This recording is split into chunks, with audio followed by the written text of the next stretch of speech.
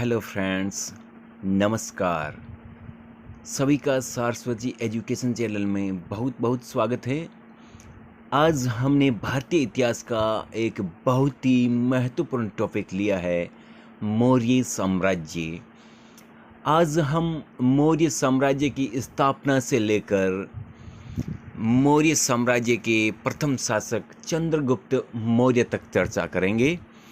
दोस्तों, मैंने इस टॉपिक में बहुत ही महत्वपूर्ण जानकारियाँ ली हैं, क्योंकि और बहुत अधिक कुछ पढ़ना हो तो हमारे पास बहुत सारी गाइडें और किताबें पड़ी है, उनमें से हम पढ़ सकते हैं। लेकिन हम इस वीडियो को कोई लंबा नहीं करेंगे, इसलिए कुछ महत्वपूर्ण जानकारी आप लोगों के बीच में साझा करेंगे। आपसे निवेदन है कि इस वीडियो को आप स्किप बिल्कुल भी ना करें। अगर आप नए हैं तो हमारे चैनल को सब्सक्राइब करें। वीडियो पसंद आए तो फीडबैक दीजिएगा, इस वीडियो को लाइक कीजिए और कमेंट भी कीजिए। तो हम मौर्य साम्राज्य की बात करते हैं। मौर्य साम्राज्य 322 ईस्वी पूर्व से 184 ईस्वी पूर्व तक था। आइए शुरू करते हैं मौर्य साम्राज्य। मौर्य साम्राज्य से पूर्व भारत पर मगध साम्राज्य स्थापित था, जिस पर नंद वंश का शासन था और उसका अंतिम शासक घनानंद था। ये काफी बार पूछा जाता है, नंद वंश का अंतिम शासक कौन था? वह था घनानंद।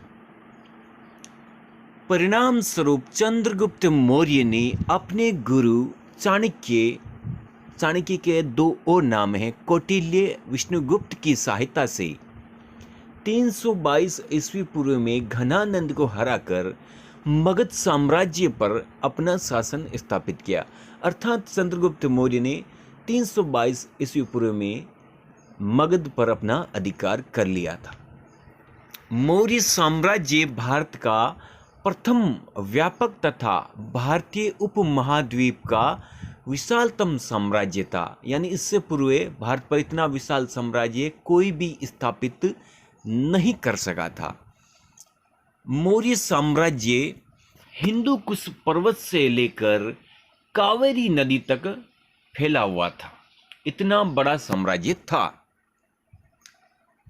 मौर्य साम्राज्य की जानकारी के प्रमुख स्रोत हैं, यानी जिन साहित्यिक ग्रंथों से चंद्रगुप्त या मौर्य साम्राज्य के बारे में जानकारी मिलती है, उनमें प्रमुख है कौटिल्य का अर्थशास्त्र। ये बहुत ही महत्वपूर्ण ग्रंथ है और ये ग्रंथ एक राजनीतिक ग्रंथ माना जाता है।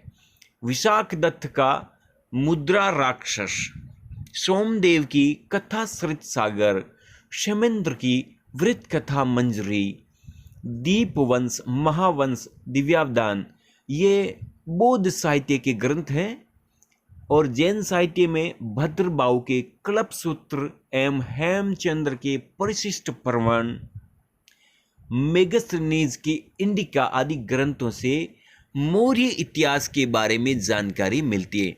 दोस्तों, कुछ महत्वपूर्ण यहाँ जानकारी है, जैसे दीपवंश, महावंश, दिव्यावदान।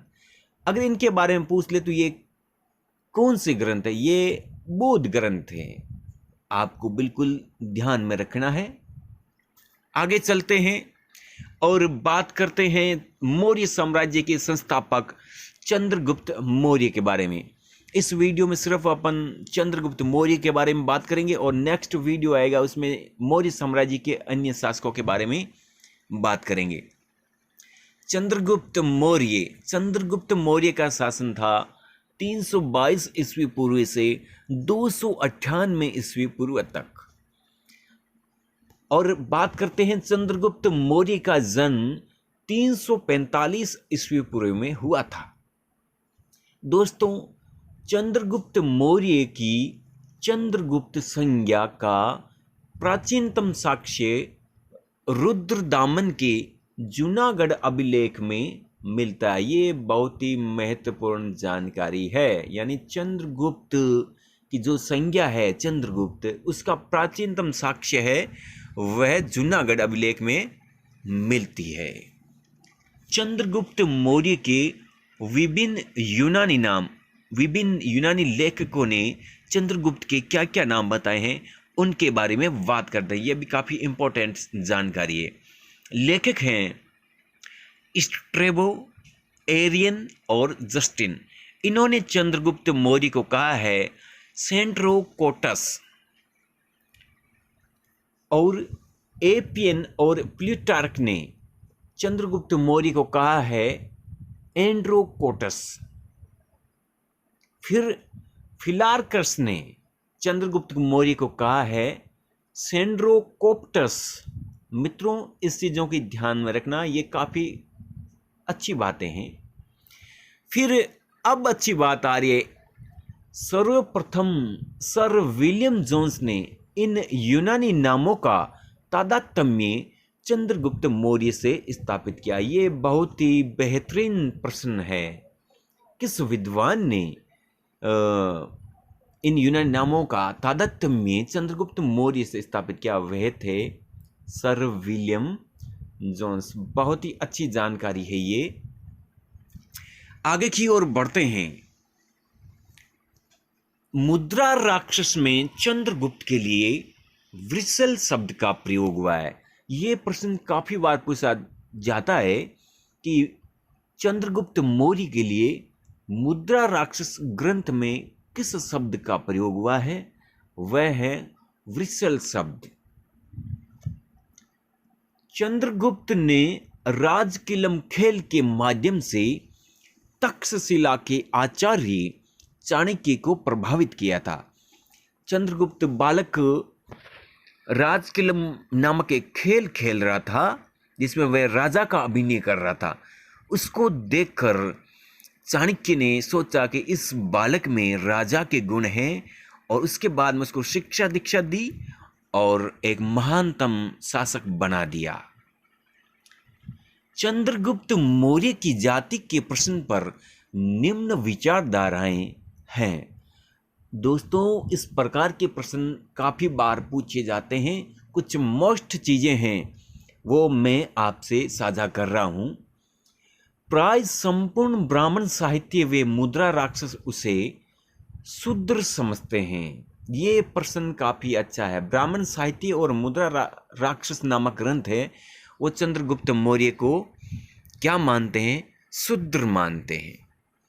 फिर बौद्ध व जैन साहित्य उसे क्षत्रिय व अभिजात वर्ग का मानता है, और कौटिल्य का अर्थशास्त्र उसे कुलीन व उच्च कोटि का बताता है। फिर एक काफी बार पूछा जाता है, रोमिला थापर ने उसे वैश्य जाति में उत्पन्न बताया। प्रश्न यूं पूछा जा सकता है कि चंद्रगुप्त मौर्य को वैश्य जाति में उत्पन्न किसने बताया? तो इसका उत्तर होगा रोमिला थापर। अब एक बेहतरीन बात आ रही है। चंद्रगुप्त मौर्य और सेल्यूकस के मध्य 305 ईस्वी पूर्व में एक युद्ध हुआ था, उसके बारे में बात करते हैं।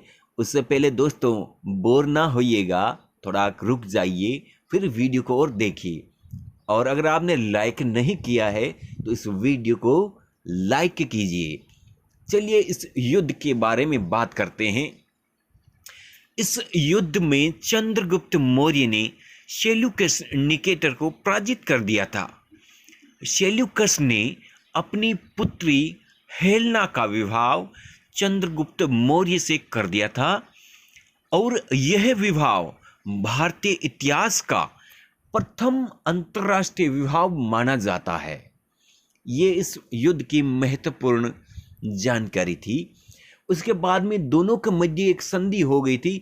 इसी संधि के तहत ही सेल्यूकस ने अपनी पुत्री का विवाह किया था, तथा दहेज के रूप में एरिया, अराकोसिया, जेड्रोसिया एवं पेरिपेमिस डाई क्षेत्र चंद्रगुप्त मौर्य को दे दिए थे। और एक लेखक है प्लूटार्क के अनुसार चंद्रगुप्त ने सेल्यूकस को 500 हाथी उपहार में दिए थे।